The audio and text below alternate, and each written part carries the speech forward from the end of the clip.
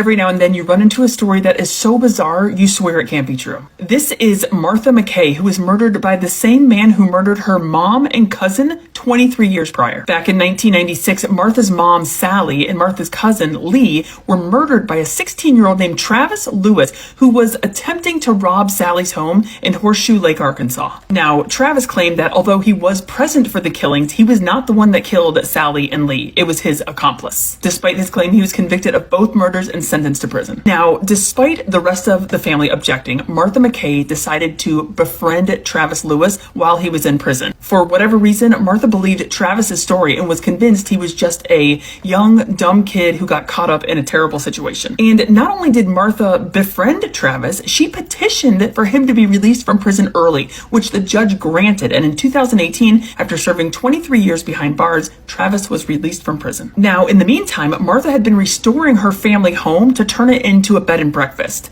the same home her mom and cousin had been murdered in. And to help with the restoration, she hired her newly released pal, Travis Lewis. And for a while, things actually were going pretty well until 2020, when Martha sold an expensive chandelier and the $10,000 cash that she sold it for was stolen. Knowing Travis was the only person in the home at the time, Martha fired him. Days later, in the early morning hours of March 25th, 2020, police are dispatched to the B&B after a security alarm had gone off. There, they found 63-year-old Martha dead at the top of her staircase after being stabbed and bludgeoned. They also found a bloody knife and a bag full of the home's valuables. Now, police saw the assailant running from the house and followed him to a pond that was on the property. No one knows if he panicked or was trying to end his own life, but the assailant jumped into the pond, not knowing how to swim, and drowned.